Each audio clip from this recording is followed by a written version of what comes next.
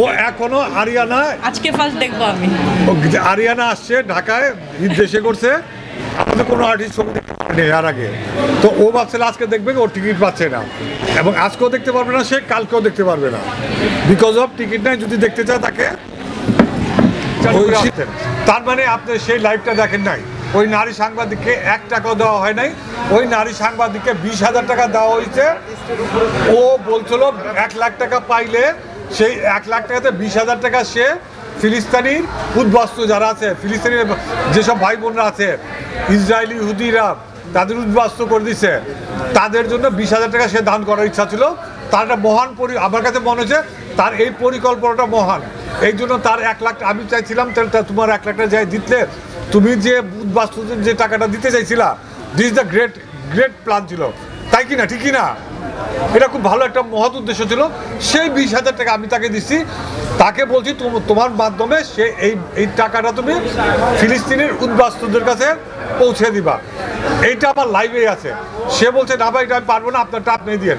আমি বলছি আমার কাছে দিলে আমি এত ব্যস্ত, আমার পক্ষে সম্ভবই হবে না ওই ফিলিস্তিন উদ্বাস্তুদের জন্য টাকাটা ফিলিস্তিনের ভাই বোনদের কাছে টাকাটা পৌঁছানো।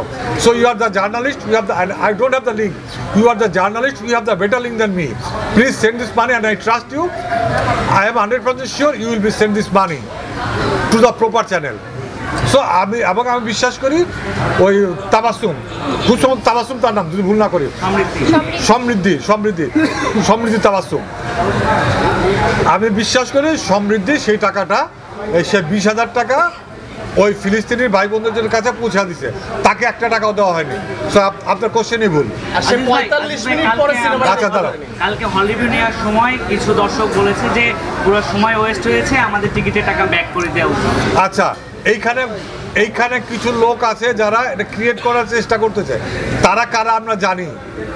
শুধু আপনাদের একটা কথা, যারা করতেছেন এই কাজটা, আপনার লাইভে যা কোথাও দেখছেন না অনলাইনে দেখছেন?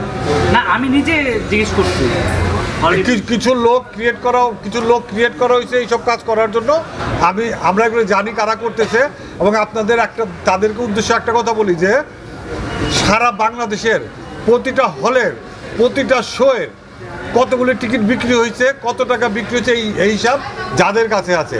আমরা যদি ওপেন করে দেই, লজ্জায় মুখ দেখাতে পারবে না অনেকেই। তাহলে ভাই তাহলে এতগুলো বেশি হল পেল না কেন? আমরা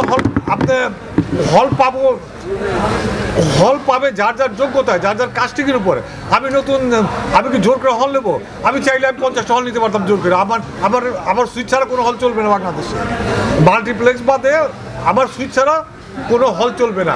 কিন্তু আমি কোনো হলে যদি থ্রেট বলি আমার এই ছবি না চালাইলে যার কোনো সিনেমা দেবে না, তাতেও তারা চালাতে বাধ্য। কারণ সামনের যত বড় সিনেমা, ওই যে প্রডিউসার দিয়েছে আদনান ভাই, তার তো আগামী 1 বছরের ভিতরে 8টা সিনেমা আসবে না। আর এই বছর আর 10টা সিনেমা বা 20টা সিনেমা তো আমার মাধ্যমে রিলিজ হবে। কারণ বাংলাদেশের 50% ছবি আমি ডিস্ট্রিবিউশন করি। আমি যদি বলতাম অবশ্যই পারতাম, বাট আমি এটা চাইনি। আমার অনেক সিঙ্গেল প্লেক্স চাইছে, তা আমি জানি। আমি 60টা হল নিয়ে happy. I have the confident আমার ছবি যদি চলে, ভালো চলে মাল্টিপ্লেক্সে, I will get better money, advance money আমি বেশি করে পাবো। আমি ওই জায়গায় চলে আসছি এখন, অনেক বেশি বুকিং মানি নিয়ে আমি হল বুক করবো। আমরা জানি যে জাজ মাল্টিমিডিয়ার একটা ঐতিহ্য আছে, প্রত্যেকটা সিনেমা হিট হয়, কিন্তু আজকাল এতই দর্শক সংকটে পড়েছে যে রাস্তায় নেচে গিয়ে সিনেমা হিট করতে হয় প্রচুর নায়ক নায়িকাকে। আচ্ছা, আমরা ঈদের দিন যখন নাচি বা কোনো প্রোগ্রামে নাচি, কোনো অনুষ্ঠানে নাচি, খুশি হয়ে যখন নাচি, তখন কোনো সংকটে পড়া কিন্তু আমরা নাচি না। আমরা নাচি কি না রাস্তায় না, আমরা আনন্দতে নাচি। আমাদের এত খুশি লাগতেছে। আমি বলি number 1, as a Abdul Aziz, আমাকে অনেকেই বলছে, আমার ইন্ডিয়া থেকে ফ্রেন্ডরা, কলকাতার ফ্রেন্ডরা ফোন করে বলছে, আজিজ ভাই আপনার নাচাটা ঠিক হয় না, আপনার অ্যাজ এ আব্দুল আজিজ। আমি বুঝি যে আমার নাচাটা ঠিক হয় নাই, but as a Abdul Aziz একটা বড় প্রডিউসার।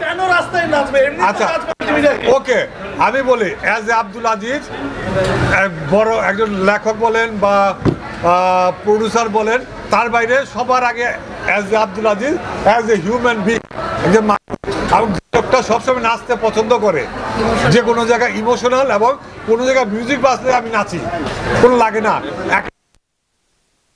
তারপরে তো গতকাল পড়ছে ঢোলের বাড়ি মানে ছবি সাকসেস, আশেপাশে সবাই নাচতেছে, আমি তো এমনি নাচবো, আমি এমনিতেই নাচি, মিউজিক ছাড়লেই নাচি, এরা সবাই সাক্ষী, আমার চেয়ে বেশি কেউ নাচে না।